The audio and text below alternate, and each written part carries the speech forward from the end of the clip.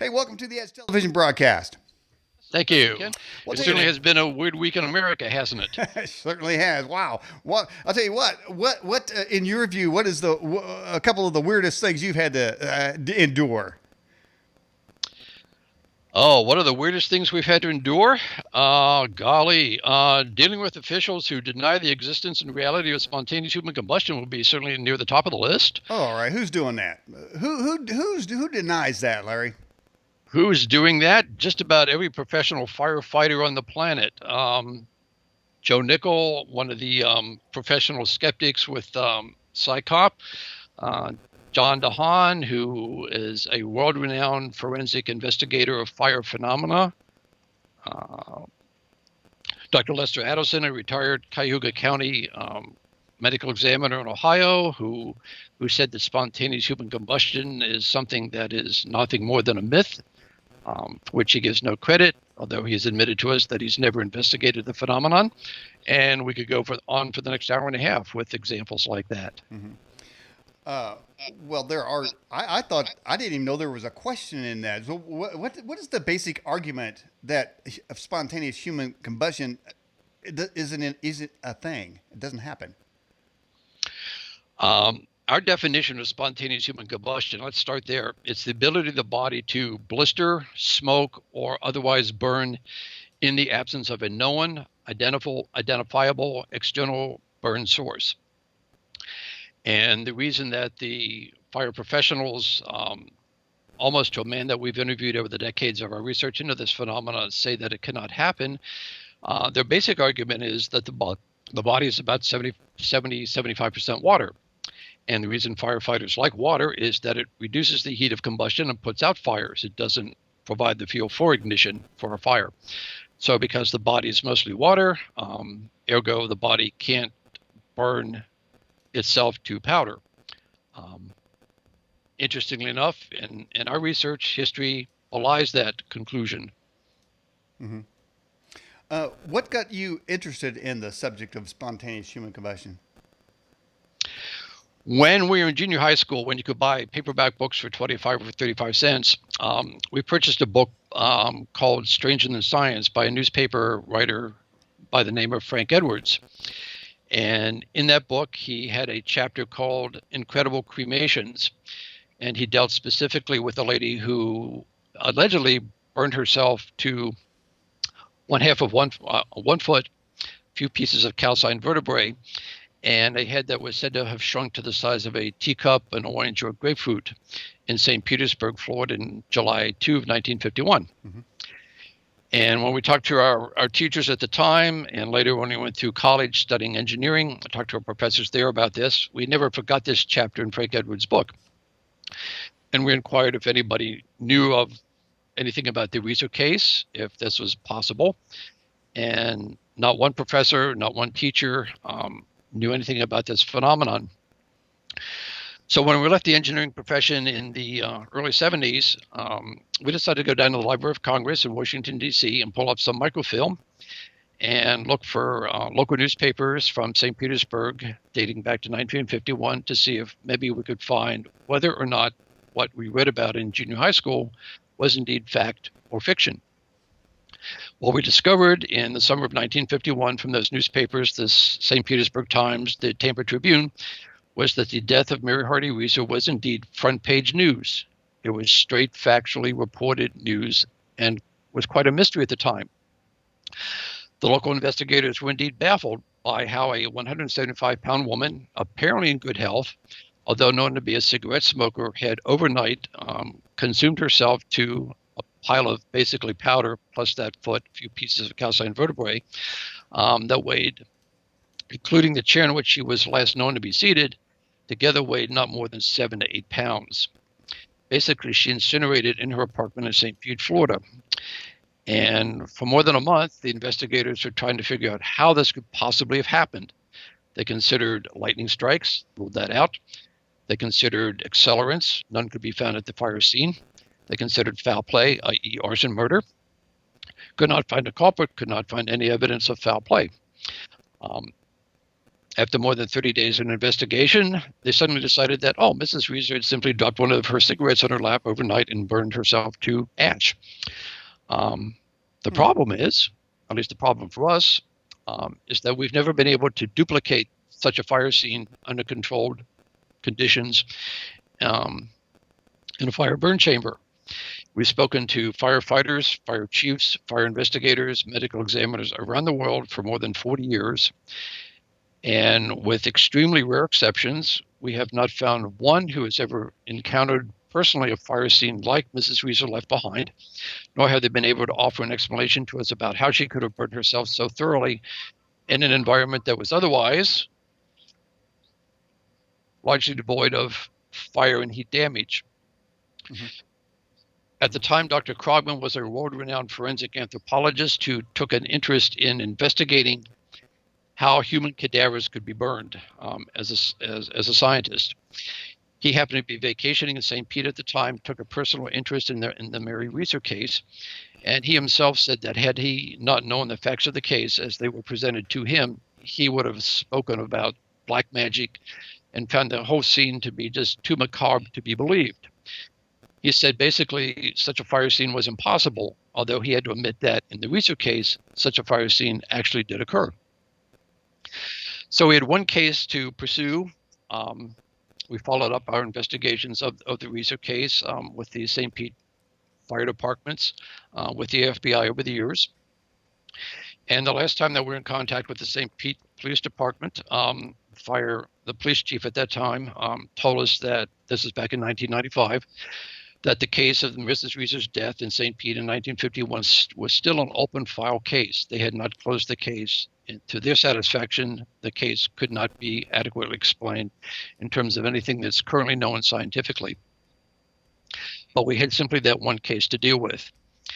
In 1966, we learned of a possible similar case that happened here in our home state of Pennsylvania. We decided to pursue that, and that case has become now the quintessential case of classic spontaneous human combustion. And that is the death of Dr. John Irving Bentley in Coudersport, Pennsylvania, back on December 5, 1966. Am I right? Is the human body, isn't it 98% water? No, you're a little high on that. Most people would say it's between 70 and 75% by weight. Okay. Well, how is it that a cigarette would have enough burn power to cause liquid of a human body to ignite? Or that, Mr. Ott, is a great question. It's one that we have posed to fire officials and cremationists again and again and again. Mm-hmm. And since we mentioned cremation, let's give you the background on what happens in a crematorium in case you or your listeners don't know, because it has real relevance to the subject under discussion now. Mm-hmm. When a cadaver is put in a retort, the cremationist exposes that cadaver to temperatures of 1,700 to 1,800 degrees, and then the temperature in the retort is raised to about 2,200 to 2,400 degrees Fahrenheit for an hour to an hour and a half. The temperature in the retort is then lowered back down to 1,700 to 1,800 degrees Fahrenheit for another hour and a half to 2.5 hours. Mm-hmm. What comes out of the retort is not the proverbial ashen residue, but bone fragment. Those bone fragments are then put in a cremulator, a mechanical device that grinds the bone fragments to powder, which are then put in the urn and given to the next of kin. The cost of cremation is expensive from a cremationist viewpoint, to purchase the retort, to buy the fuel oil, to acquire the cremulator, to get all the permitting that is required to operate a crematorium. You're probably looking at a $100,000 investment and several hours to burn up an individual cadaver to burn bone fragments. Mm-hmm. Mm-hmm. Yet in classic spontaneous human combustion cases, such as Mrs. Reeser presents, such as Dr. Bentley presents, the body is burned quite literally more thoroughly, more completely than can be accomplished in a crematorium. Now remember, in a crematorium, temperatures will go up to 2,400, 2,600 degrees Fahrenheit. The hottest structure fires normally achieve is a temperature of 1,700 to 1,800 degrees Fahrenheit. Mm-hmm. So when you have a person who is the victim of a structure fire and the structure burns down around the body, what comes out of that fire scene is a badly charred 3rd or 4th degree burned body that can be taken to a morgue can be autopsied for evidence of asphyxiation, for evidence of foul play, or simply to confirm that the death was indeed accidental due to surrounding fire mishap. Mm-hmm. In the fire scenes that Dr. Bentley presents, in the fire scene that Mary Reeser presents, and in the fire scenes that scores of other similar cases present, the body is literally ashen to powder, to dried, desiccated powder. You don't get that in a cremation. You don't get that in a normal structure fire. So one of the mysteries of SHC is how can the body burn itself so completely in an environment that suggests, in terms of common sense, that the temperature should have reached 2,800 degrees, maybe 3,000 degrees Fahrenheit for a very long period of time. And yet combustibles that are easily ignited at very low temperatures such as linens, clothing, newspapers, very near the body, escape not only burning, but even scorching. In classic SHC fire scenes, you have an incredible amount of destruction occurring to the human body, which contains, as we've been discussing, a lot of moisture, a lot of water content. What is causing that water to boil off, Mm-hmm. to disintegrate the skeleton of the victim, and yet fails to scorch, let alone burn, surrounding combustibles that should have been incinerated much more easily than is the human victim? Mm-hmm. Mm-hmm. Well, that question there leads me to my question, which is there a sort of a mysterious sort of dark spiritual component to this? There might be. Unfortunately, in pursuing such an angle, there's no way that we nor any other researcher that we know can, take that into a scientific laboratory and conduct experiments. Right. That remains purely speculation at this point. We've considered biochemistry, we look at bioelectricity, we look at more esoteric energies in the body like kundalini and ki and prana. We've investigated subatomic physics, and we've looked at geography and geophysics, Mm-hmm. among other avenues to try to explain this. But the real mystery, and what we find so perplexing and frustrating when it comes to mainstream fire scientists, is that they steadfastly refuse to accept the evidence that we've amassed over 4 decades of researching this phenomenon. In the case of Dr. Bentley, classic quintessential case of classic spawn-com. Dr. Bentley was about 175, 180-pound gentleman, 92 years of age, a retired family physician living in 1966 in Coudersport, northern Pennsylvania. On the morning of December 5, a Monday morning, a local gas meter reader, Don Gosnell, put on his work boots, donned a heavy coat because it was very cold that morning, and began his workday walking down North Main Street in Coudersport. One of his early houses to read the gas meter was Dr. Bentley's home at 403 North Main Street. Don Gosnell walked into the house, yelled a greeting to Dr. Bentley, got no response, proceeded down the hallway, which he noticed at that time was filled with a odd-smelling, kind of sweet-smelling, light misty white smoke. Didn't think a lot more of it, proceeded to go into the basement to read the gas meter down there. And then while he was down in the basement, he noticed on a corner of the earthen floor there was a pile of ash, about 5 inches in height, he told us, and about 14 inches in diameter. Mr. Gosnell was a volunteer firefighter. He walked over and, out of professional curiosity, kicked the mound of ash with his work boot, and it was cold to the view. He looked overhead. He noticed that in the basement ceiling, above this pile of ash, was a hole in the basement ceiling about 2 by 3 feet in size, and on the perimeter of the hole were some cherry red embers. And Mr. Gosnell thought to himself as he told us, "Gee, there must have been a fire here in Mr. Bentley's home overnight. Wonder why we in the department didn't get a call to come out and put it out." Mr. Gosnell went back upstairs, and before leaving Dr. Bentley's house, decided, just as a friendly gesture that morning, as local town folks did up there at that time, to go into Dr. Bentley's apartment just to give a morning greeting and make sure that everything with the elderly physician was peachy keen, hunky-dory fine. Peered into Dr. Bentley's 2-room apartment and did not see the elderly physician in the sitting room, so Mr. Gosnell walked further into the apartment and peered around into Dr. Bentley's bathroom, the second room in Dr. Bentley's 2-room apartment. And there he noticed that on the floor of the bathroom was what he first thought was a partial leg of a mannequin. Whoa. And when Mr. Gosnell peered closer to look at it, he realized this was not a mannequin's leg, it was a human leg. And at that moment, it occurred to him that the ashes that he had just kicked in the basement moments earlier had been the remains of Dr. Bentley's body. His body had burned to powder, save the leg, and a patella, his kneecap. Everything else of Dr. Bentley's 175 to 180 pound body had been literally burned to dry powder that had burned through his linoleum covered bathroom floor, highly flammable environment, and fell to the basement floor below. We were at that fire scene. Above one edge of that hole was a bathtub that had been painted with enamel paint. The paint on that bathtub, though blackened, had not blistered. And you can easily blister paint by holding a lit match against it. The bathroom ceiling was quite low, or 6 feet in height. We could extend our arm and touch the ceiling directly above the hole through which Dr. Bentley's body immolated.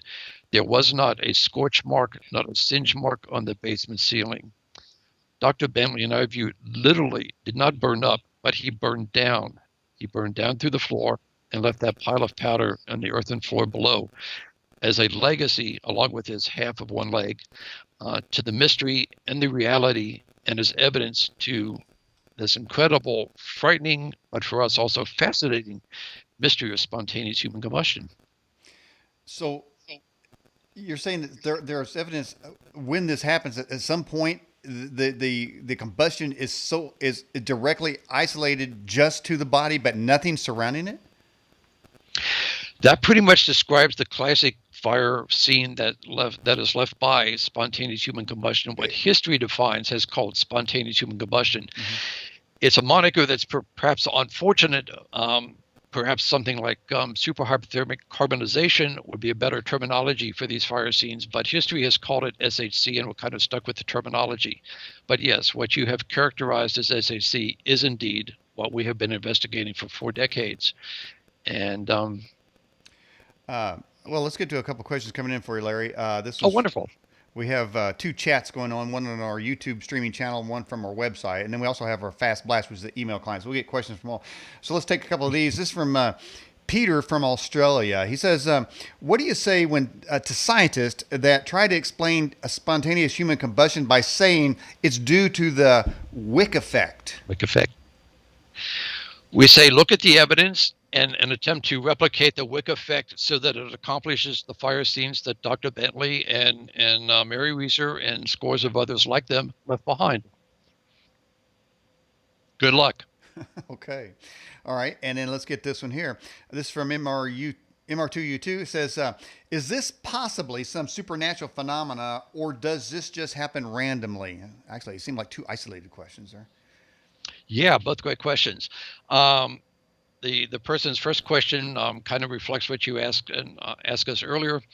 We look at paranormal, supernatural, esoteric means as possible explanations for some of these fire scenes. But again, we have to do that only at the level of speculation. There's no way that we could take that kind of angle into a laboratory and test it under repeatable, scientifically controlled conditions. Now, to the second question, is it random?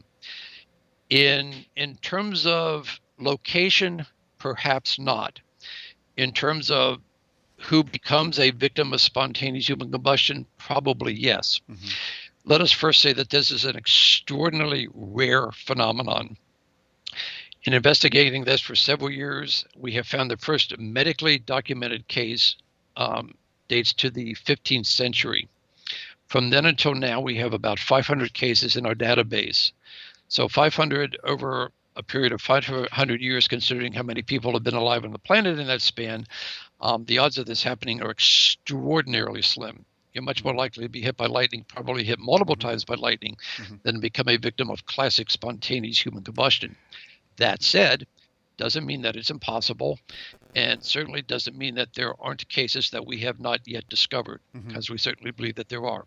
These cases are difficult to discover, they're difficult to research, they're difficult to identify.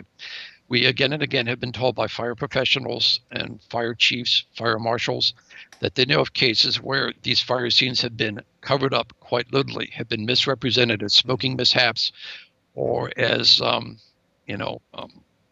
electrical failures, electrical faults in a home that causes the fire that burns the structure or burns the individual.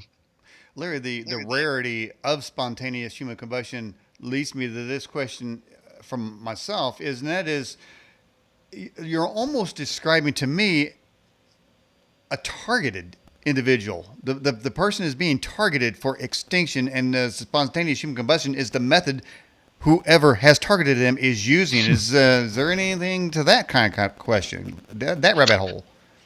Again, it makes for interesting speculation, and we have speculated in that direction at times. However, the evidence to support this speculation is woefully lacking at this point. If it's a recent case, you could argue that some black government project, some shadow conspiracy has developed a laser targeting weapon that would produce this kind of incineration upon a targeted individual. Mm-hmm.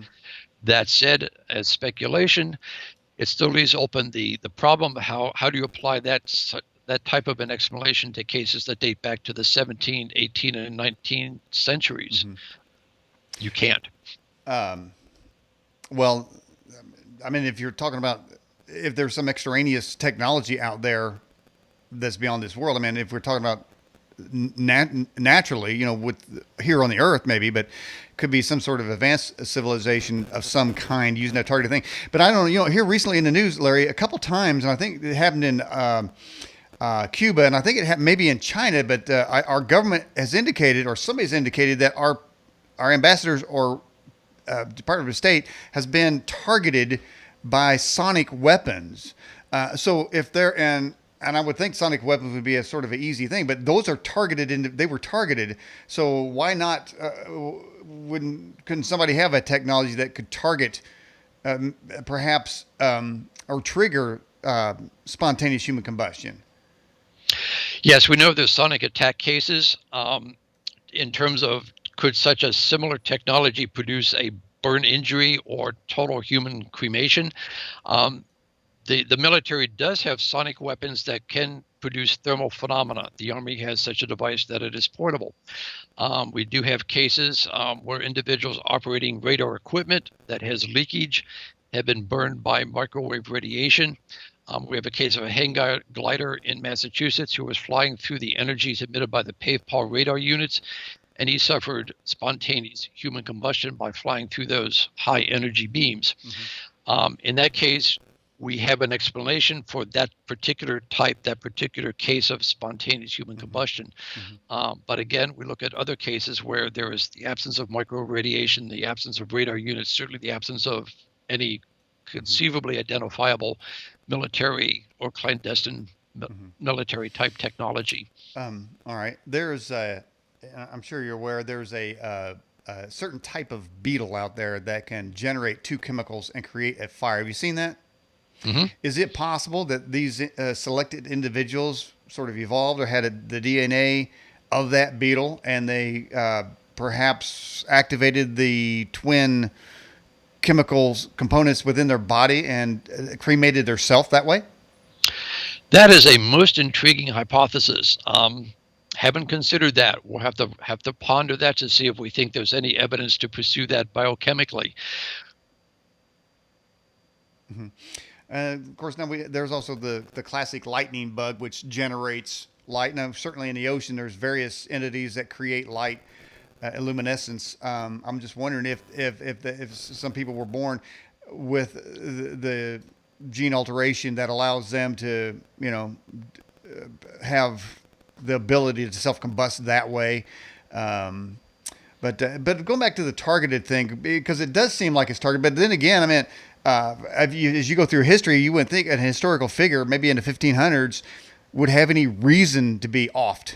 And what would be the I would think people would say a lightning struck somebody. And by the way, speaking of lightning, doesn't that create the same sort of targeted blow up of a human body if they get a direct hit?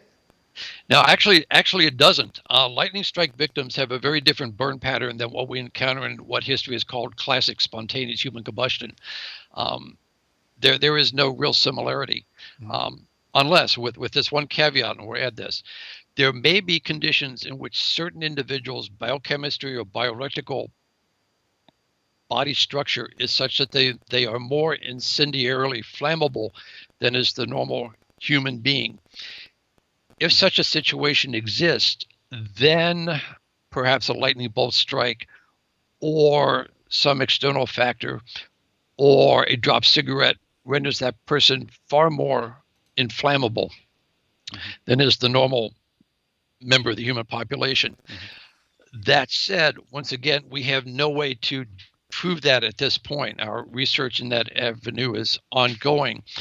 One of the problems that we face is that kind of information that would be so helpful in helping you and us and your listeners better understand what is happening to these individuals in these rare fire scenes is that kind of information is simply not collected, not reported, not recorded by the initial first responders.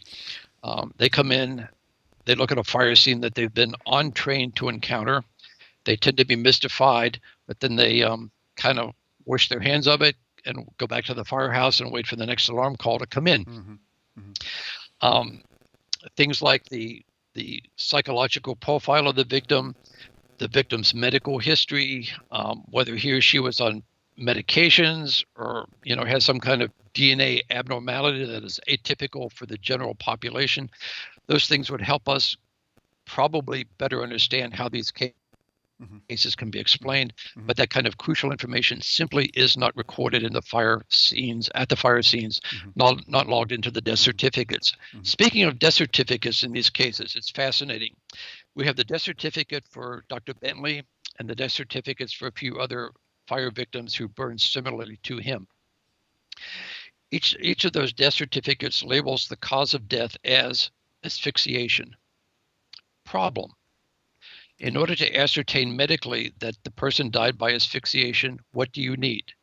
You need trachea and esophagus and the lungs to find acid residue in those body parts. In the case of Mary Weiser, Dr. Bentley, George Mott, a retired fireman in upstate New York who burned similarly to Dr. Bentley in 1986, none of those victims left behind trachea, no esophagus, no lungs. Frankly, they did not leave behind any internal organs, period. And one of our naysayers, Mark Benecki, a renowned forensic investigator, has said the reason spontaneous human combustion cannot occur is because there has never been and never will be any case in which internal organs of a body are burned more completely than external body parts. Ergo, he claims, SHC is a myth, cannot happen, will not happen, has never happened. That statement is simply not supportable by the facts and the evidence of the cases that we're sharing with you tonight. By the way, for those of you just joining the broadcast, we have on our Skype line live, we have Larry Arnold talking about, he actually has a book called Amazing Events, Spontaneous Human Combustion. There's the title right there. But Larry, let me ask you, I mentioned the beetle that can generate and spit fire. When I was a kid in science class, we did an experiment with a little pile of potassium, and then we took a drop of glycerin, and we dropped it on there, and then a little fire happened there. Well, later during lunch, when the science teacher, everybody left, me and a buddy of mine, we went back into the science room, and we thought, hey, if a little bit of glycerin and a little bit of potassium makes a pretty good fire, what would a test vial make? So we poured half a thing of potassium in a cup, and then we poured half a thing of glycerin. Man, it was like a flamethrower. We were walking around screaming, man. And we busted out the window and threw the thing out the window, and somehow we got away with it. It burned a hole in the guardrail that it hit down there, and then we, of course, the teacher said, "Who busted the window?" We didn't know who did it. But I'm just thinking, is it possible that the human body could generate a potassium glycerin type of thing? That would cause an internal explosion. That it would. And again, it's one of the theories that we speculate in our book Ablaze, but at this point we've not applied that. We've not been able to apply that to a cadaver in real science. So it remains a speculation at this point. But what you described is spontaneous combustion, and mainstream fire science clearly has no problem with spontaneous combustion. Those chemicals interact we reach the ignition point and you have open flame combustion. Mhm. The problem comes when you interject human between spontaneous and combustion. Then a whole different mindset comes into play. Mhm. When we were down at the National Fire Academy in Emmitsburg, Maryland, wrapping up research in it for our book Ablaze, we had the opportunity to meet with 3 of the senior instructors that day down at Emmitsburg. And we attempted to show each instructor photographs of Dr. Bentley, photographs of Mrs. Reeser to see if they could help us understand within conventional mainstream fire science how these fire scenes could be explained. The first instructor indicated that he had maybe heard of such fire scenes, but he really wasn't particularly interested in learning about them in detail and walked away from us. The second instructor, when we approached him, he said, "I don't want to see that." He turned, spun on his heels, and ran down the hall away from us. We thought was a really interesting reaction for a fire professional instructor. The third instructor saw that exchange. He came over and said, "What do you got?" So we showed him the photographs, and he said, "You know, we don't have a clue about how these fires happen. Come into my office, sit down, and tell me everything you know." Well, we didn't have enough time to do that, but at least he was interested intellectually and professionally in the research that we've done. It was fascinating to observe the dichotomy, the extremes, in how 3 fire professional instructors responded to the same data. When we were down investigating a set of cases in the Philadelphia, Pennsylvania area, we met with the senior fire investigator who was on duty that day, and we said, "We'd like to see the files on these cases." We had the names, we had the dates, we had the approximate addresses. And his first response to us, "Well, Larry, can't help you." I said, "Well, you know, we understand this is a new headquarter building. Have you moved the files to a different case, some of these to a different location? Some of these files are quite old." He said, "Nope. The reason I can't help you, Mr. Arnold, is because what you're asking about simply doesn't happen. Ergo, we can't have files on something that doesn't happen." So we put photographs of Mrs. Reeser, we put photographs of Dr. Bentley, and we took photographs of another case, Helen Conway. A meeting with the fire marshal we had just come from, sitting down at his kitchen table and going over the details of that remarkable fire scene. We put see you have Dr. Bentley's fire scene up there in the screen now. With those 3 cases, we said, here are the situations, the conditions of the fires at these 3 fire scenes that we're showing you the photographs of. You're the fire professional. You tell us, as a professional, if you were called to one of these fire scenes, how would you explain it? What would you do?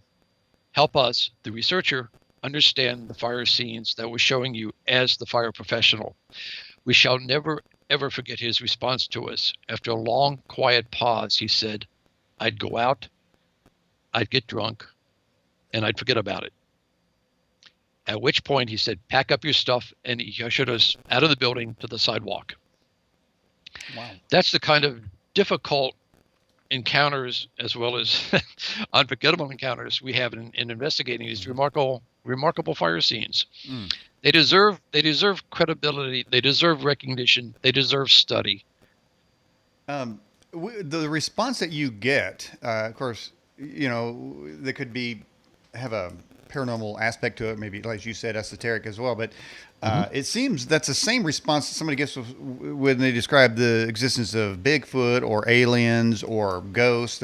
They're summarily dismissed. Every single case of any of that is summarily dismissed. But ages of time and reports seem to overwhelmingly suggest there's something else out there. There are things that we don't know about, and simply dismissing that they don't exist really isn't an answer to the questions that you're posing. It seems to me to dismiss your questions is just a way to keep the status quo in place.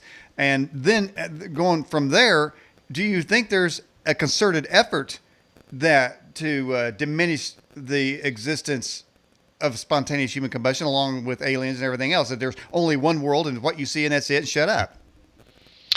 You are so correct. You are so correct. Yes.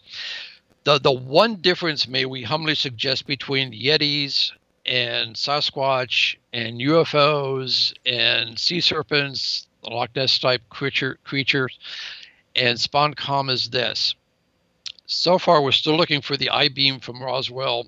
We're still looking for definitive, absolutely incontrovertible evidence of DNA from a Sasquatch sample that proves that there's a new unknown primate roaming the planet's surface.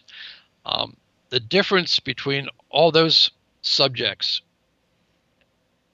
as great and problematic and fascinating as they are, with the incredible wealth of data that's historically available to support the high probability of all those mysteries, is that when it comes to SponCom, we've got the photographs, we've got the recorded testimony of eyewitness first responders that this phenomenon is quite real and quite currently, so far as we've been able to ascertain, quite inexplicable within mainstream fire science theory.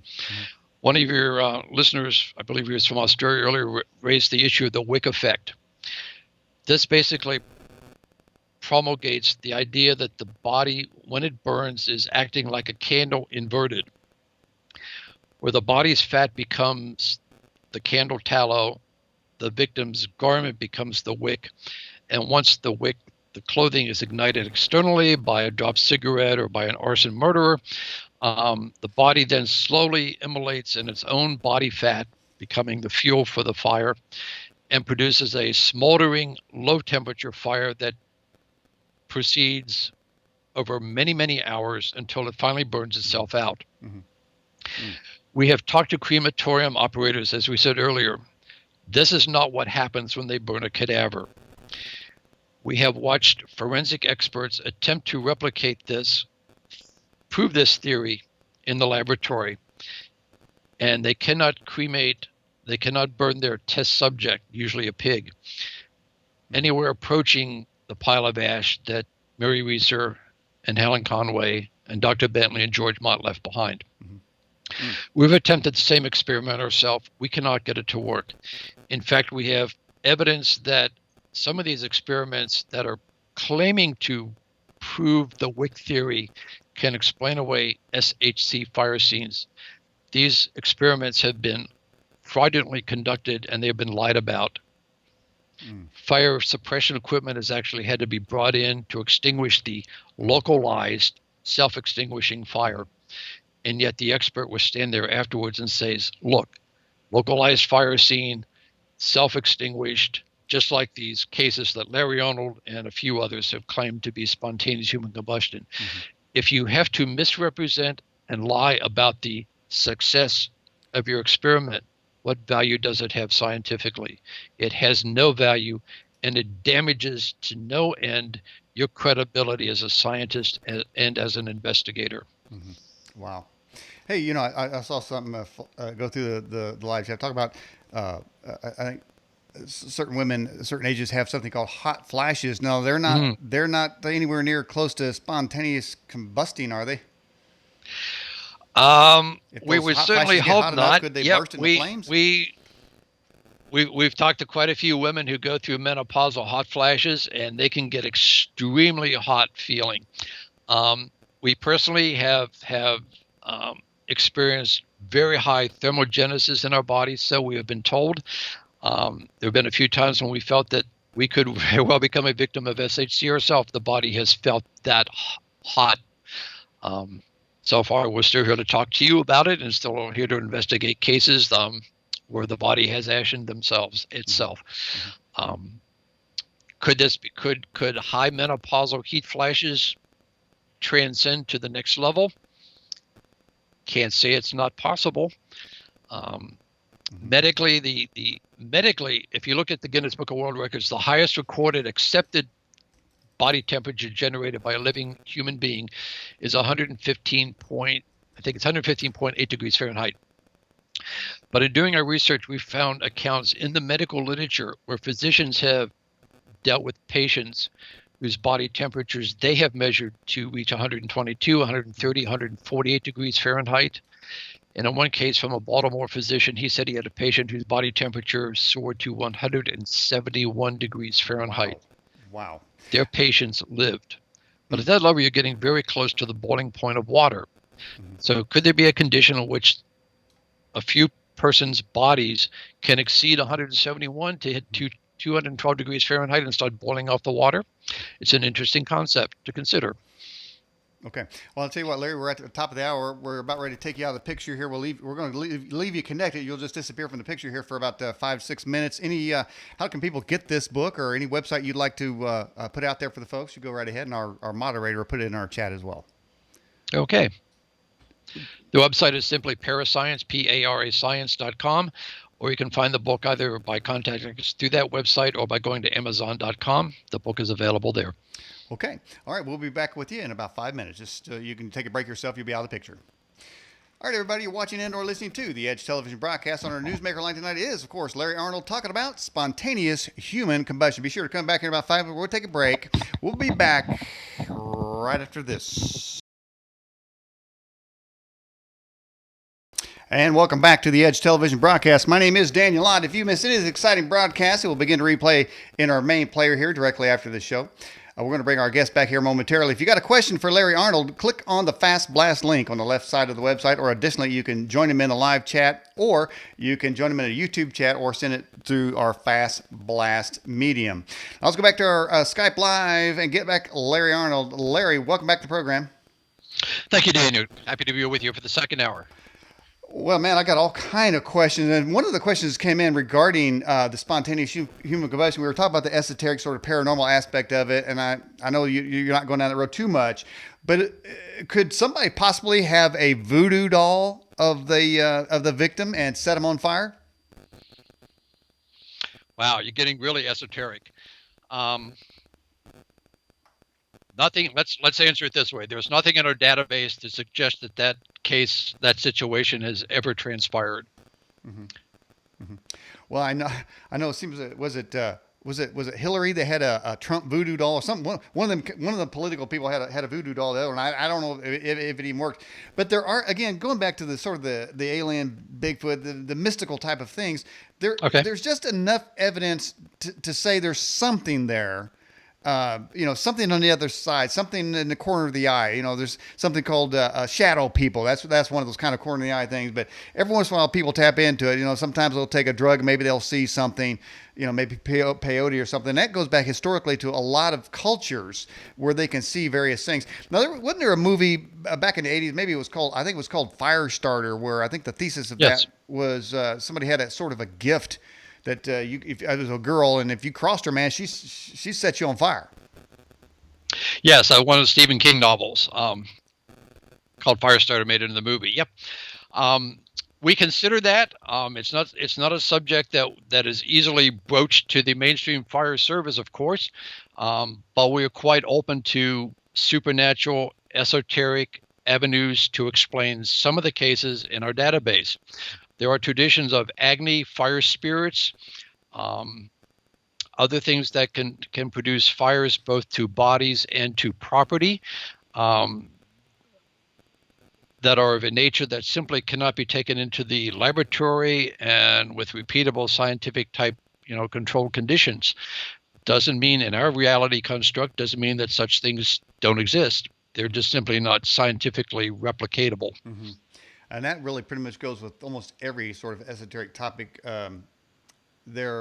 Even out-of-body experiences, there seems to be just enough evidence to say that it should be investigated, and however that goes. Let's get to another question here. Has anybody actually witnessed spontaneous human combustion? Great question, and it's one that the naysayers really don't want to deal with. We have. It's been our privilege to meet and interview more than 24 people who believe themselves, as do we, that they have experienced and survived partial spontaneous human combustion. The first gentleman that we had the privilege of meeting was Peter Jones, who at the time was living in California. He awakened one morning, was getting dressed. His wife, Barbara, was in bed. And as he was sitting on the edge of his bed getting dressed to go to work, suddenly his body became engulfed in a billowy cloud of whitish gray smoke. Oh, wow. Barbara was astonished and horrified. She started patting him on the back, on his legs, thinking, God, something is burning, and I've got to try to put out my husband. And in the process, the smoking vanished as abruptly and spontaneously as it manifested. They both looked at each other in total bafflement and bewilderment. They looked for an external ignition source that would produce some kind of fire that would have produced the smoke that enveloped Peter. They could find nothing. He continued to get dressed, went to work. That afternoon, he was driving home in his car, stopped at a road grade crossing, waiting for the train to go by. And for the second day in that remarkable day in his life, his body once again exuded plumes of whitish smoke, filling up the interior of the car. Unlike in Stephen King's novel Firestarter, Peter Jones did not become a pile of powder, did not burst into open flame combustion. He rolled down the window, vented the smoke. The fire that was this time emanating primarily from his forearms stopped, and he proceeded to drive home. So perplexed and perhaps embarrassed by that second incident that he never told his wife Barbara about that second episode until both of them were watching a program that we did for ABC Television's That's Incredible in 1980, documenting for the first time on national television the remarkable case of Dr. Bentley that we described earlier, that you've shown the photographs of, his walker and leg. Mm-hmm. And Peter turned to Barbara and said, you know that episode back in October where my body was bursting into smoke on the edge of the bed? She said, God, how could I forget it? He said, well, it happened to me a second time that day. And what can you say? We have no reason to doubt their credibility. They both presented the story to us multiple times, same versions, unchanged, straightforward, with great humility and just total bafflement, looking for answers. And that's been the situation that we've discovered again and again in dealing with people who have had similar experiences.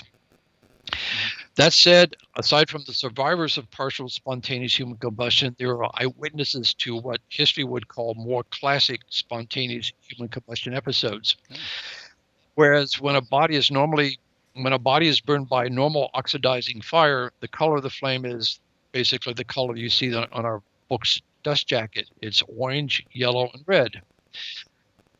When what history has defined as spontaneous human combustion fire scenes are observed by bystanders, what is reported visually is not the orange, yellow, red flame, but sometimes a bluish green flame, sometimes a white flame, sometimes an argent or silver colored flame, but most often, predominantly reported, the color of the fire is bright electric blue, the color that you see at the tip of an arc welding torch when lit.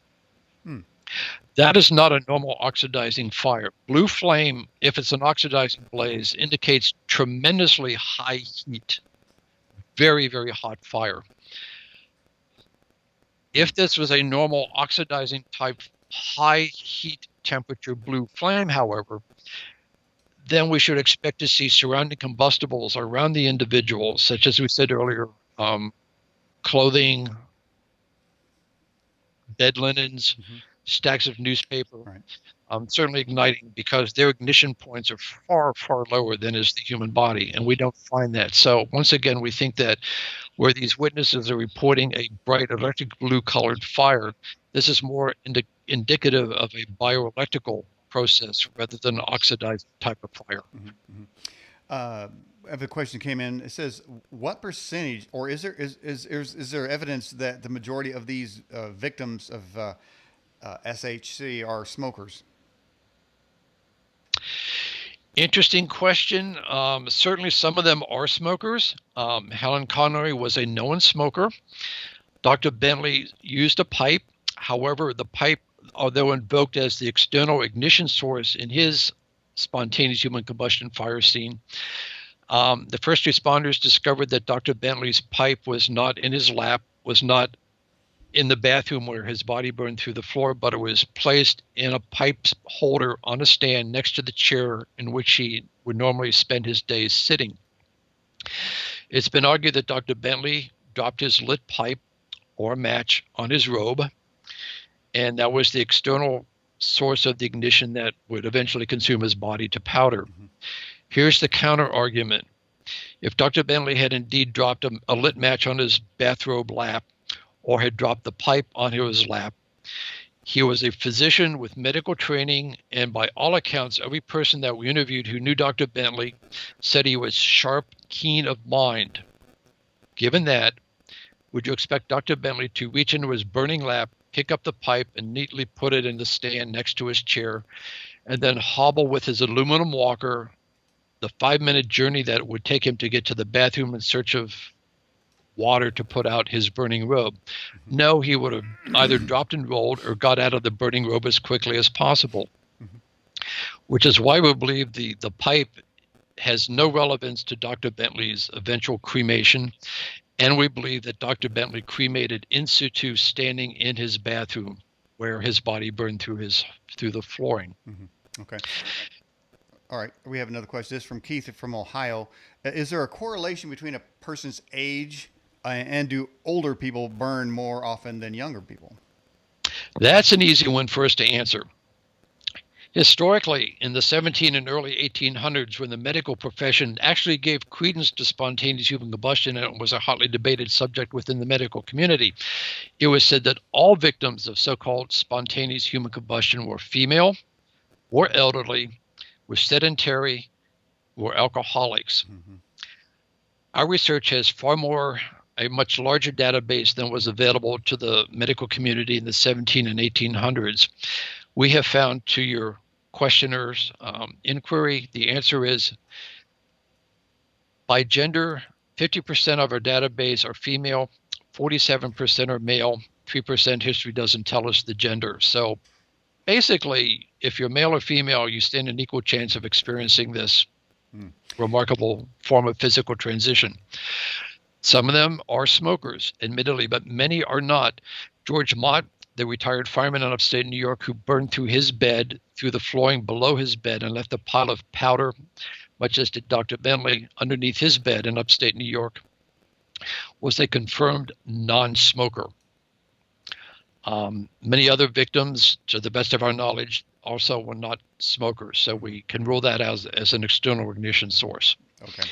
As far as alcoholics, some of them certainly are drinkers, but many are teetotalers. In terms of age, yes, the elderly are more prone statistically to this flaming fate than is the general population. That we find not surprising. The body tends to break down with age, and if this is either a biochemical or bioelectrical malfunction of the body, we would certainly expect to see the elderly more prone to this kind of internal electrical or biochemical malfunction. Well, as we question every possible aspect of this, and one cannot leave this off the table, there is a phenomena where I guess if you eat a lot of beans and you got a lot of gas, there is maybe a fetish thing. I don't know, but I've heard that if you strike a match, you're going to have with an emission, you're going to have a fire. I mean, is it possible that there's a gas buildup and something ignites that buildup of gas internally? Yes, the example you cite certainly does happen. We've read several accounts of this happening in high school laboratories, and actually, it has a quasi-medical official title. It's called the dreaded phosphenic fart theory. Wrap your brain around that one. However, is this a practical, realistic solution to the classic spontaneous human combustion fire cases that we've documented? Probably not. One case does come to mind where it might have some relevance. In 1967, a derelict by the name of Robert Bailey was discovered in a flat in London by the first responders. Mr. Bailey, already deceased, was observed to have a bright electric blue flame jetting with force, according to Jack Stacy, the fire brigade commander whom we interviewed. That flame was jetting with force from the abdomen of Mr. Bailey. Wow. The fire crew dumped the contents of several fire extinguishers into Mr. Bailey's gut to put out the fire, quote unquote. Since Mr. Bailey was already deceased, we wished that the fire responders had simply would have observed the fire proceed to its natural conclusion to see if Mr. Bailey would eventually, burn himself to dry powder, or if something else would have happened. Don't have that luxury at this point. So, okay. Gastrointestinal emissions in the case of Robert Bailey might have come into play, but once again, we need an external ignition source if gas is to be invoked as the explanation here. And the first responders told us they could find no external ignition source. Well, I mean, if that percentage-wise, if that was a cause, if that's causation of it, then you would think, the local Baptist church would have some evidence of it because they always seem to have bean suppers. All right, let's get. You're too bad. Did I just hang on? Wait a minute. I got it. Yeah. Got to put that up there. Okay, let's get to this question here. Has this been found to happen in other creatures other than humans? Provocative question. Obviously, then we're not talking about spontaneous human combustion. We would be talking about spontaneous animal combustion. And yes, SAC does also happen. Whoa. We have a few cases involving cats, dogs, and livestock.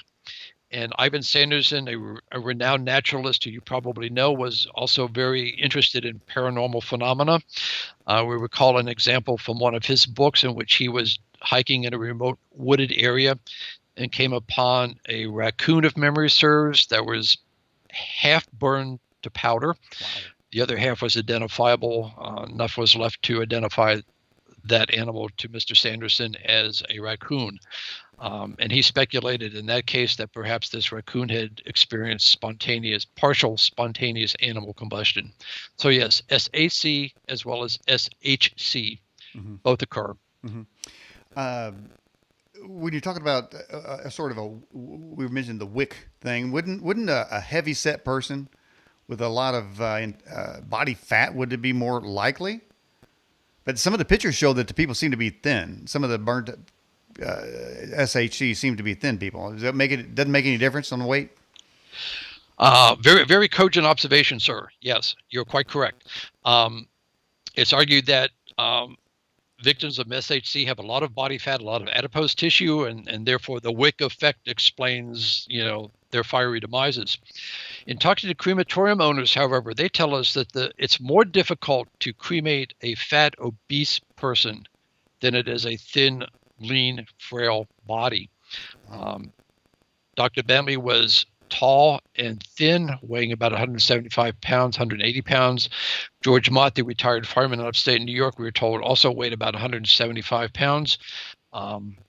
So thin people, as well as very young people, not just the obese, can be the subject of, the victim of spontaneous human combustion.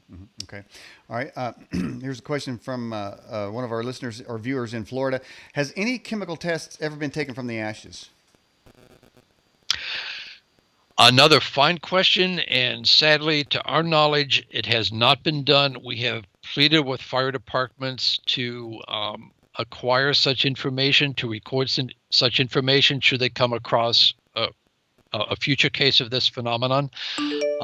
The closest we have come to that was a case from Bolingbrook, Illinois in 1979. The victim's name, Beatrice Oski, found in what was first believed to be a chair fire in the lower level of a suburban home. On closer examination, it was discovered that in the chair fire was the body of Mrs. Oski. She did not burn as completely as did Mary Weiser and Dr. Bentley and George Mott. There was enough of her body left that it could be autopsied. The first responder, Fire Marshal Vince Calcagno, told us that perplexingly to him, there was not a drop of blood left in the body parts that Mrs. Oski left behind. They also certainly tested for an accelerant as a means to accelerate the fire, which presumably was caused by a dropped cigarette, but they could find no accelerant. Blaze, once again, was very localized to the chair in which she was seated. A knitted Afghan inches away from the body was intact. Stockings on her feet were intact. A plastic drapery cloth on the sofa, literally inches away from the chair in which she immolated, was not even heat distorted. Okay, yeah. Hey, John, who's viewing, he asked a question: can lightning do this? John, we actually addressed that question in the first hour, and Larry, the answer on that was there's strikingly large differences between a lightning strike and a SHC. Is that what we discovered? It is. Yes. Okay. All right. Question from 101 out of YouTube chat: has SHC ever happened in or underwater, bathtub, swimming pool, or on a boat? Uh, in our database, we have no cases that happen in water. We do have a case from England in which the victim was on a boat on water, surrounded by family members. So you can be walking, you can be sitting, you can be viewing television, you can be asleep, you can be lying awake in bed, you can be on a boat in the middle of a lake. Mm-hmm. All right. You can be doing just about anything a human being normally does, and this flaming fate Okay. All right. may strike you down.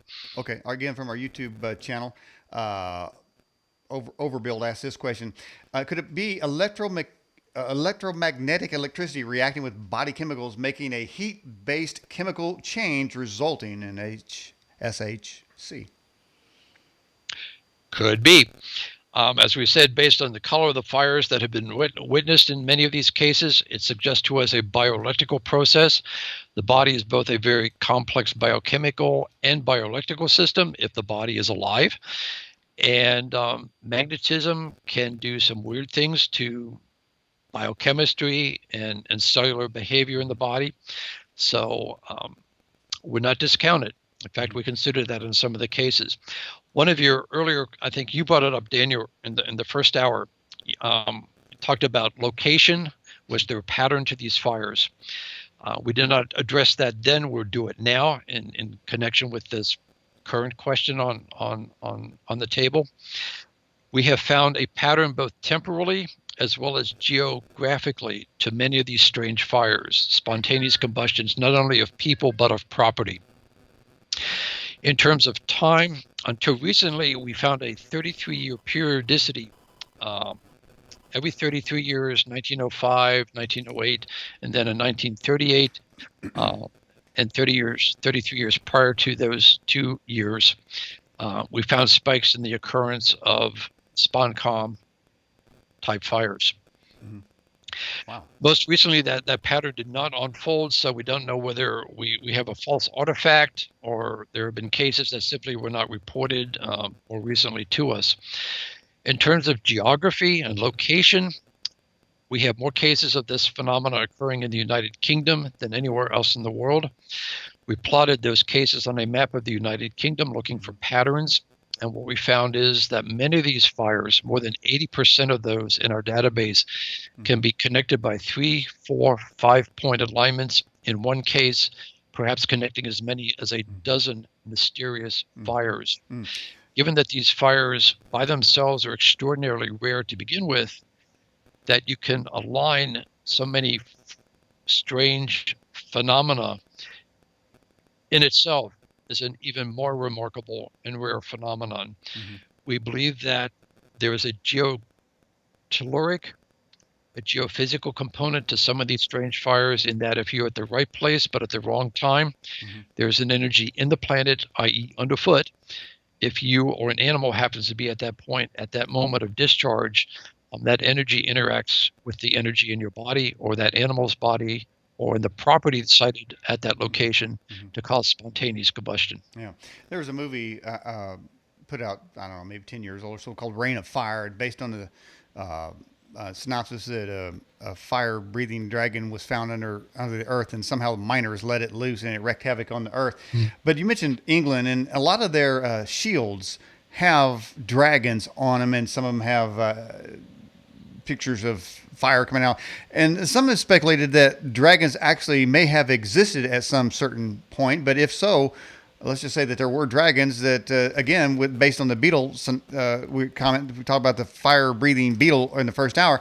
Again, if an organism had the ability to combine various chemicals and shoot fire out of the mouth, then again, it says there's another sort of evidence that a chemical reaction in a victim would cause the same thing, some anomaly in the gene or the DNA of that individual that allows that to happen. And who would know that that was going on inside unless they say they took an X-ray and they found an organ that is not supposed to be there, and it could be the organ that produces that. And so how would they know? Because it's incinerated. But one other thing, Larry, I don't want to be cremated just in case I wake up.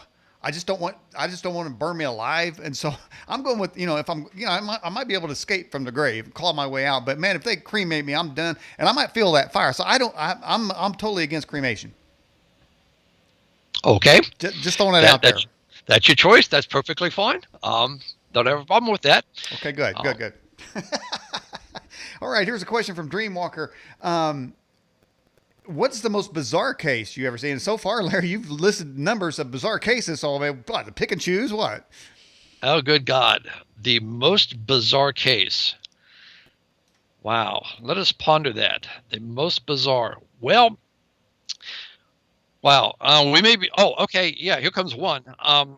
This goes back to Ireland, about 1808, if memory serves. Don't have a lot of detail on it, unfortunately, and it's not one certainly that we have personally investigated, but historically the material we have involves this.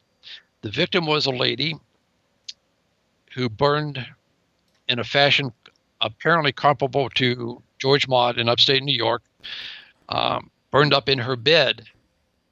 What makes it so bizarre is that next to her during the night lay the victim's daughter, who slept through the entire episode and awakened according to the historical documents we have to find that her mother beside her had burned to ashes. Now that is bizarre.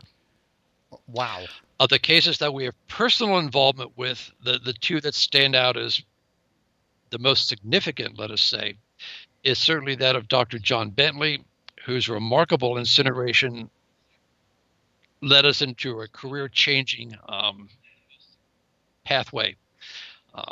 When we found the details of Dr. Bentley's demise, based on the photographs of the fire scene and talking to the first responders and everybody we could find in the town who knew Dr. Bentley, looking for clues to explain how he immolated himself as he did. That certainly was a remarkable case that we've never forgotten and can never forget. Concurrent with that is another case that we take personal responsibility for having brought to the public attention. That is the case of Helen Conway that we alluded to earlier, who met her flaming demise outside of Philadelphia in November of 1964.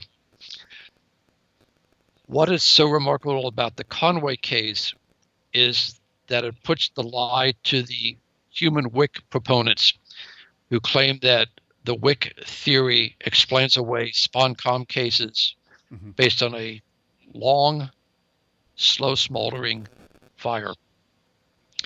In the Conway case, we have locked down the time element from the time that she was known to be alive until the fire department arrived, responding to a fire call to a fire scene that required no fire extinguishment, no fire suppression whatsoever.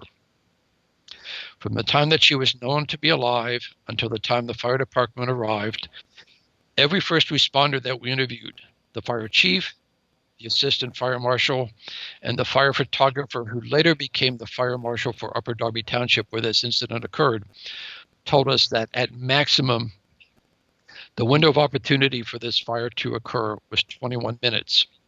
We have that in their writing and in their recorded interviews.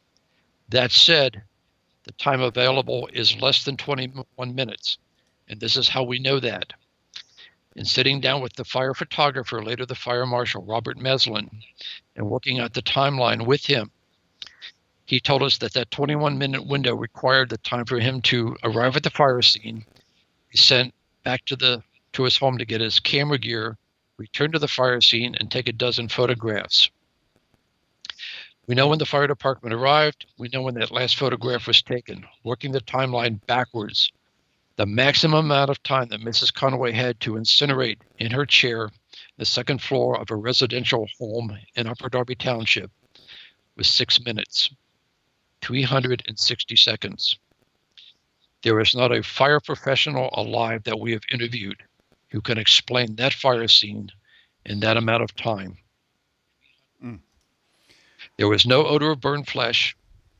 There was no fire or heat damage to the ceiling above the chair in which she burned up. All indications from the photographs that we have the full set, perhaps the only full set of fire photographs of that remarkable fire event, indicates to us that more likely she actually exploded, which is a rapid form of combustion. Well, Larry, There's debris scattered around the room, and the body is forced back into the chair. Actually, the chair is broken down. Mm-hmm. A remarkable fire scene. Yeah. So Bentley and Conway. Yeah. Well, those are absolutely remarkable stories there. I don't know if you can see, but I'm thinking I'm about ready to burst into flames myself. Can you see that? We see that. Wow. I better try to put the fire out here. Wow, man. Hopefully I can make the rest of this interview, Larry. I'm about ready to burst into self-cremate here, man. Wow. Here's a question from 1982 out of the YouTube chat. Could any of these victims have been abductees of some sort? Were they abducted and their bodies burst into flames, but yet they went up somehow and got abducted?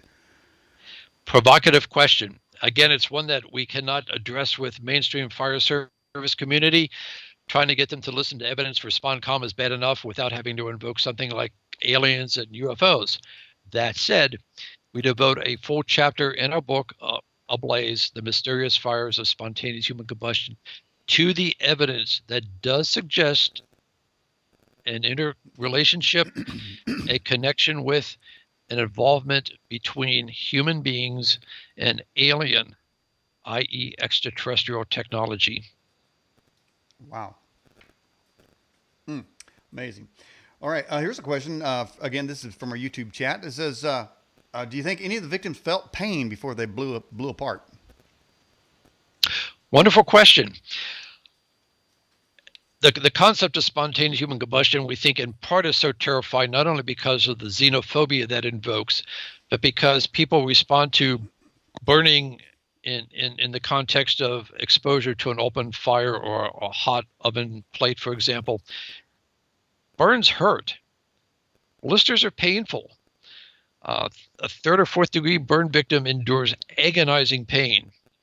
So the perceived amount of pain that these victims must experience at these so-called SHC fire scenes must be intense, must be agonizing, must be horrifically frightful, and therefore let's not think about it. That's what common sense indicates these victims should have experienced. Our research indicates just the opposite. There is no indication to us in the Bailey case from London that the victim experienced any pain prior to or during the process of that bright blue flame emanating from his abdomen. Mm-hmm. The survivors that we have interviewed, the witnesses that have seen other people's bodies smoke or blister or burn, tell us that they experience no pain, at most a mild discomfort or low heat sensation in the part of the body that is producing the first or second degree burn or is producing the smoke. Certainly not the agonizing, discomforting pain that is associated with an oxidizing flame injury. Mm-hmm. The first survivor that we had the pleasure to meet and interview was Jack Angel, a traveling salesman who in 1974 went to sleep in his motor home and awakened several days later to discover that his right forearm was burned black, charred to the bone. His words. Just his arm? Not just his arm, but that was the part of his body that was most badly burned initially, that he was consciously aware of. He awakened, felt no pain, dressed himself, exited the motorhome, and then fainted at the Ramada Inn where he had parked to sleep overnight. When he regained consciousness in the Savannah Memorial Hospital, he was surrounded by a team of physicians who were marveling about how the patient had been burned in a fashion that presented to them.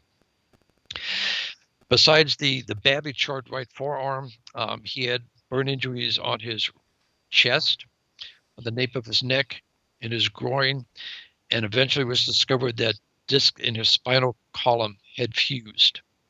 So he had multiple thermal trauma, none of which could be attributed to any external cause in the motorhome, not plumbing issues, not electrical malfunctions, not a lightning strike that hit the motorhome in which he slept. In fact, his pajamas were not burned. The sheets on which his body lay were not singed. The burn to his right forearm was so severe that he elected to have the forearm amputated at the elbow. Reconstructive surgery he felt would be too painful, too prolonged, and too problematic to pursue. I see. To the question of pain, obviously, as I think we said, Jack felt no pain whatsoever until he regained consciousness in the Savannah Memorial Hospital. Okay. All right. Hey, just a quick throw out to the chatters on the website, the Edge chat, and those chatters in the YouTube chat. Just a quick yes or no. Do you want to be cremated? Put yes or no in there, and then we'll kind of look and see what the trend is on that. Again, from the YouTube chat, I think you may have addressed it in the first hour, but maybe you could just reiterate it or quickly go over what was the oldest known case. The oldest case that we have from the medical literature dates to the 1500s. However, if we look at mythology and legends and history from Rome and Greece, we find cases that date back that sound like Dr. Bentley, that sound like recent cases of witness SponCom that date back several millennia. Our conclusion is, and we discussed this evidence in our book Ablaze, our conclusion is this is a medical malady that has plagued mankind for millennia, and yet in the 21st century, it remains to this day one that is largely dismissed as myth, superstition, hyperbola, and something that simply need not be considered.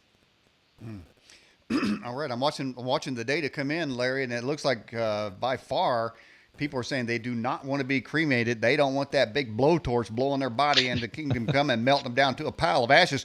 What about you? Are you have you decided? You undecided? You like to how you want it? Well, perhaps there's a reason we spent nearly a lifetime investigating this remarkable and very weird subject. Yeah, it's weird. We've told our friends that if they see our body bursting into flame, the first thing they should do is not try to stop it, because that has happened in the past with dire consequences.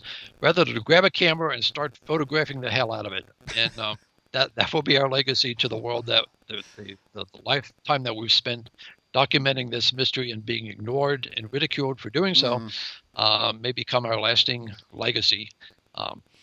It's also a painless way to go. If you're going to if you choose consciously to transition the human body, if you have that option, that choice, SponCom appears to be a really good choice to make because it's quick, it's painless, and it gets you in the history books. By the way, the Flamers are coming back strong.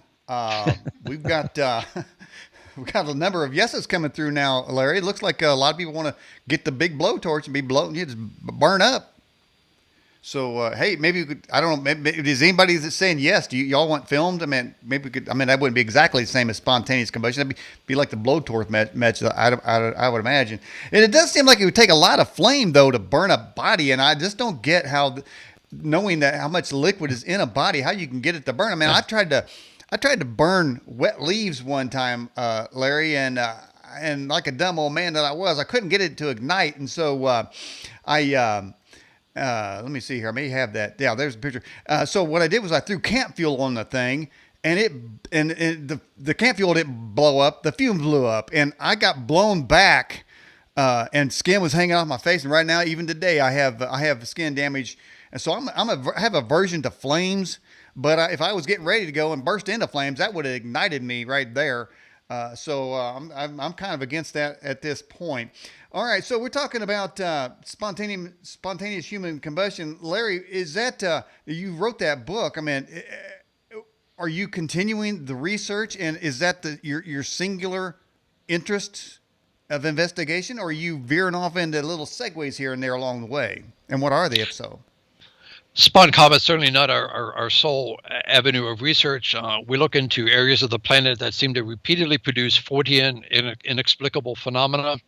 We're certainly interested in nuclear power and precognition, particularly as it pertains to large-scale disasters. We had written an article 8 months before the Class 9 meltdown at 3 Mile Island Unit 2, which is 15 miles from where we're speaking to you tonight. forecast that accident, much to the chagrin of the operators at the time. So we're interested in precognition, which is in a whole gamut of paranormal phenomena. But yes, we were best known for our work in the SpawnCom. And we continue our research. We're at the Fire Expo here in Harrisburg a fortnight ago. The Fire Expo is billed as the largest gathering of professional and volunteer firefighters in America. Years ago, when our book first came out, we participated in the Fire Expo as an exhibitor. Now we went just as an observer, but we did meet with fire professionals at the expo and inquired of them if they might know of a case like that would fit the kind of cases that we've been investigating and talking to you about tonight. To a man, this includes professional firefighters with 34-year careers. It includes fire instructors at the state level. Not one of them, as of 2 weeks ago, knew that human bodies could burn up like the cases that we've been describing to you and your listeners tonight. I don't see how it's possible. Really, I don't.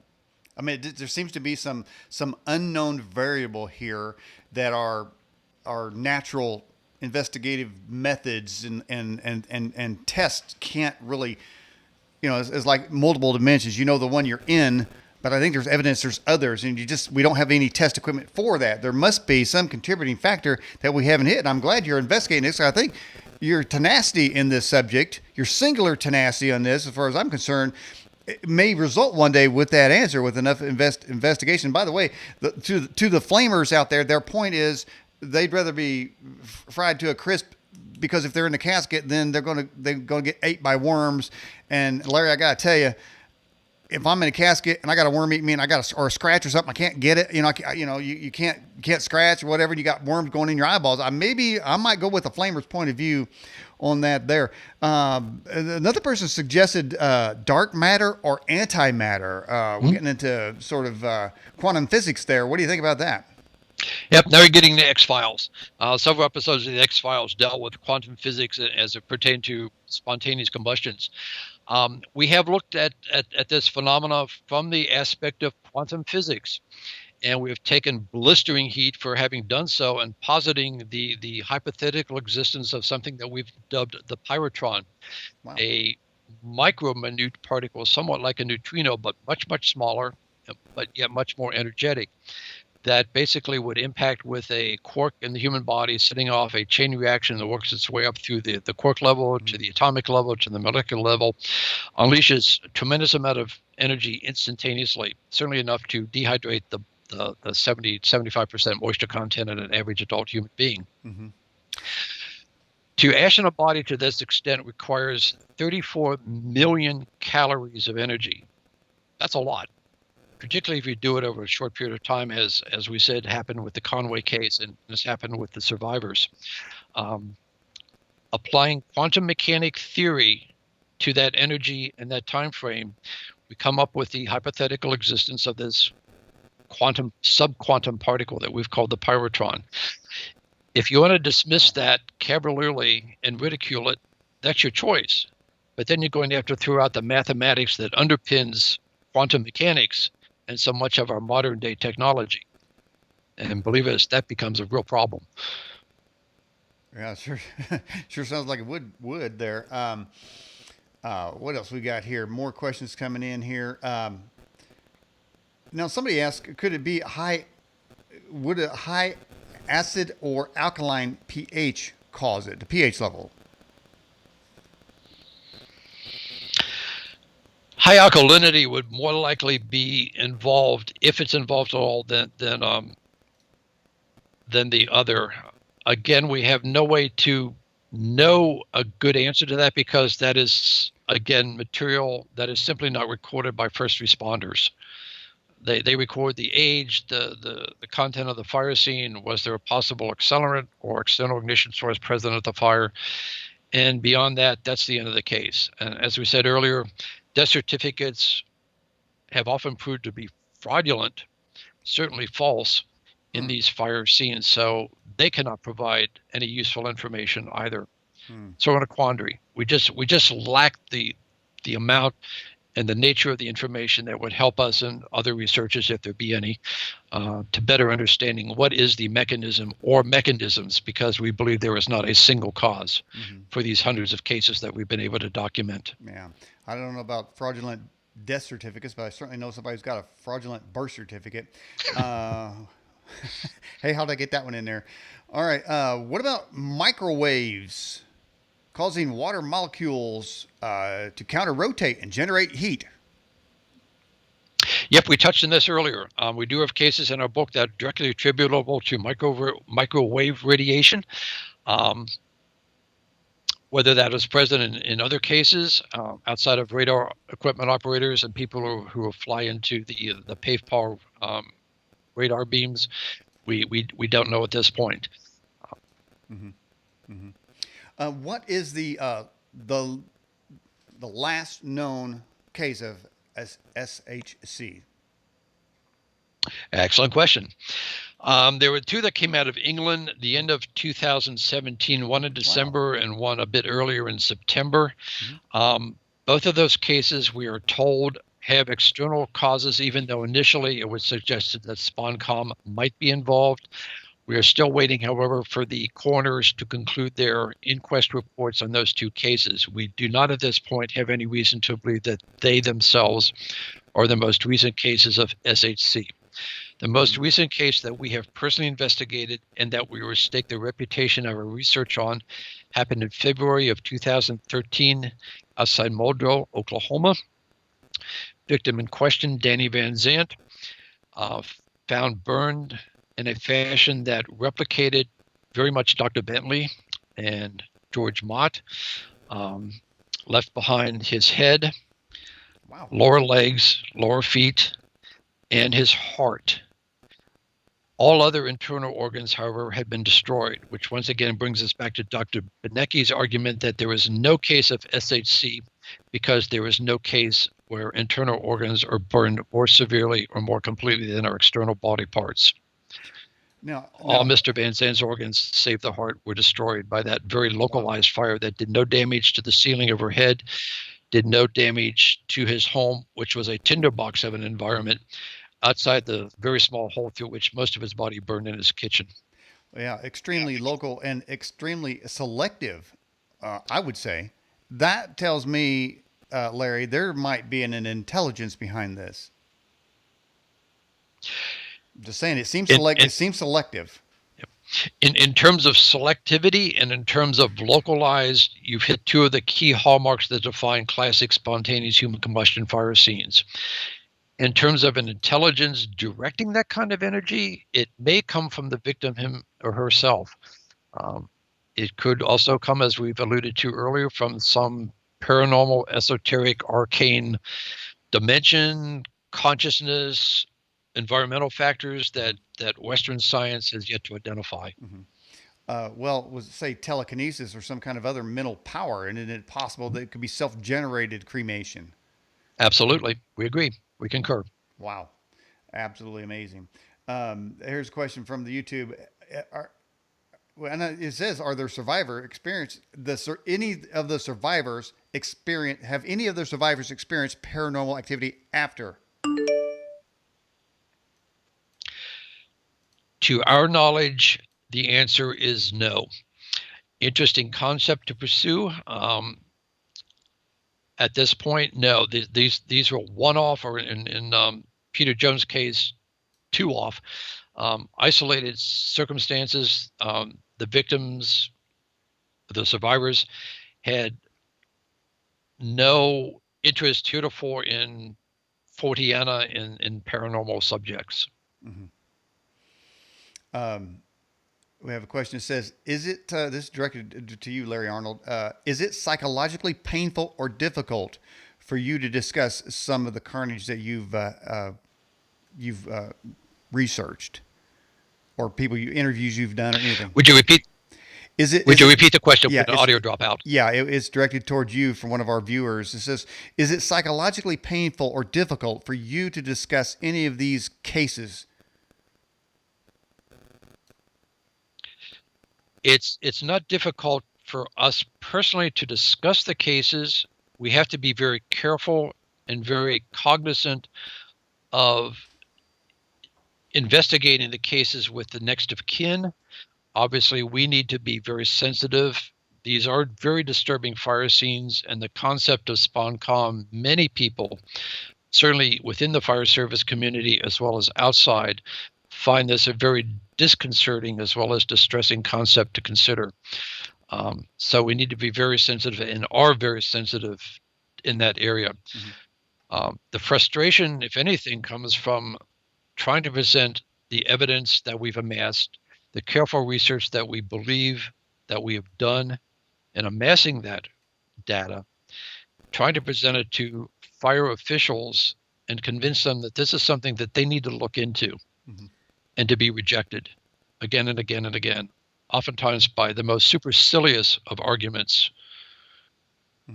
Well, you're quite serious about the matter. I don't know why they would do. They certainly don't. When you mention SponCon, do they look at you and laugh, or how? What is it? Shock, horror that somebody would actually think there is such a subject?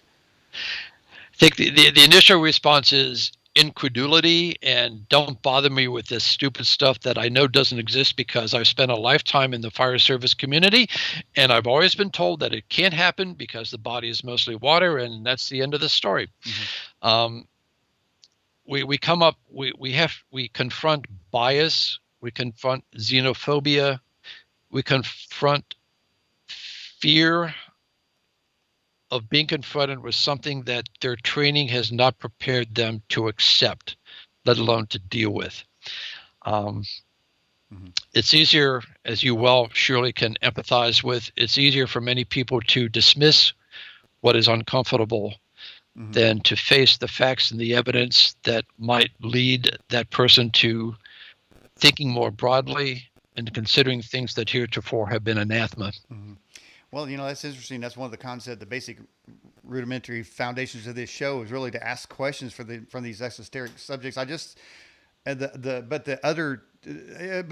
can't really blame some of the viewers of the shows when they have an adverse reaction, says that's ridiculous or you shouldn't talk about it, or the instant dismissal. But it's almost a programming. It's a programmed reaction. There's only what we see, and I didn't talk about it. They didn't teach me that in school, and there's no data, so forget. The instant dismissal. I don't think that topics should be instantly dismissed. My view of it is, where is your opposite and opposing evidence to what somebody is claiming exists? Because saying it's ridiculous, it doesn't exist, whatever. Well, where's your empirical data that it doesn't? Did they investigate the scene? Did they have the data? Were they there when it was happening? And I certainly wasn't there when this show's been going on since 2004, and I haven't been at the place when a guest comes on and says something. If I wasn't there and I didn't see it, I can't off the cuff just say it didn't happen. But yet that claim is instantly made. It's almost a programmed reaction. It's like a safety valve because it shocks the system and may undermine some basic foundations in somebody's life. And they really shouldn't look at it as an attack on their belief system, more as that there's a learning curve that they could maybe learn something, maybe whatever that you could learn from it, just to see that there are other things that go on. That is so cogently stated. Thank you so much for phrasing it as you did. In our particular subject here, we take a photograph of a fourth-degree burn victim, and we contrast that to the Dr. Bentley photograph. It's like comparing a Conestoga wagon to a Murcielago. Yeah, they both have wheels, they both carry passengers, and they both have some cargo space. But if you mistake a Conestoga wagon for a Lamborghini Murcielago, you're in the wrong business. You need better eyesight. And if you look at a fourth-degree burn photograph versus classic spontaneous human combustion fire scene photograph, you have got to see the difference.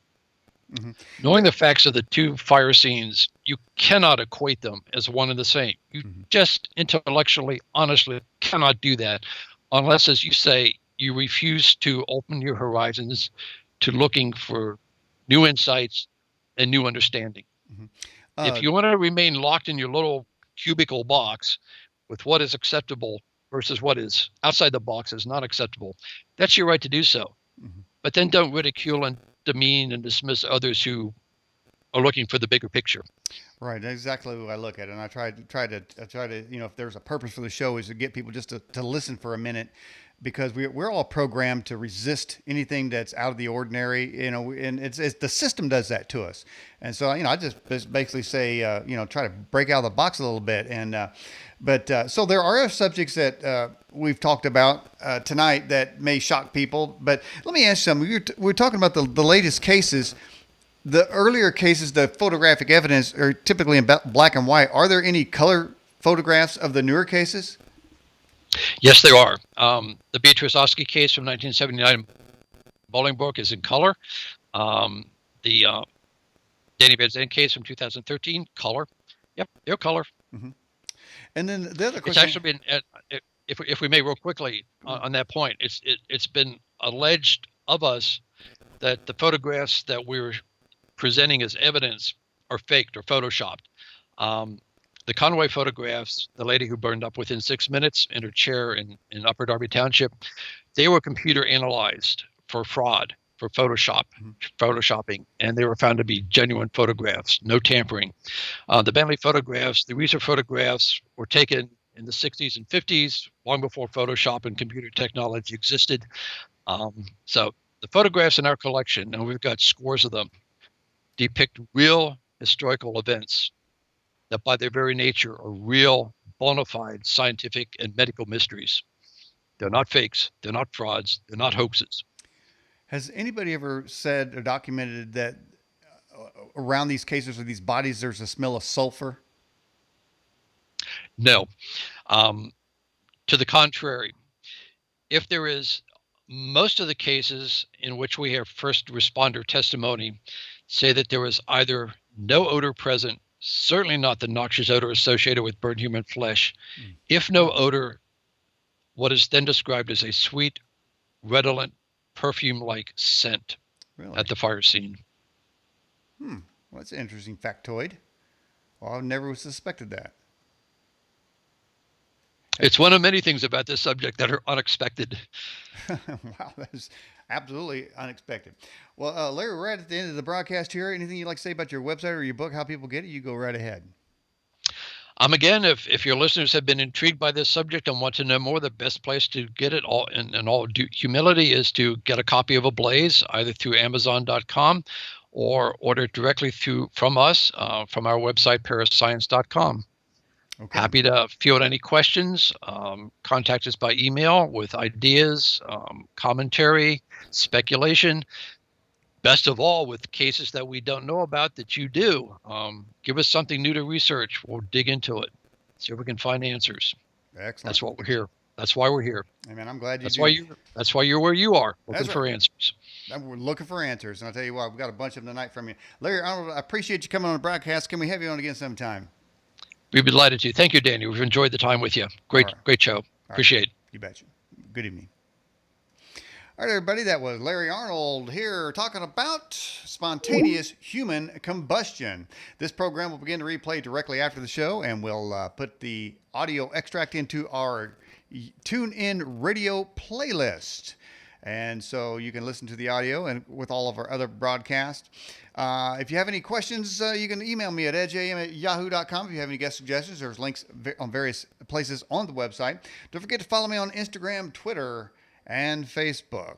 And that will be a wrap for this evening. I'll appreciate all your great questions for our guest tonight, Daniel Ott for The Edge. Bye-bye.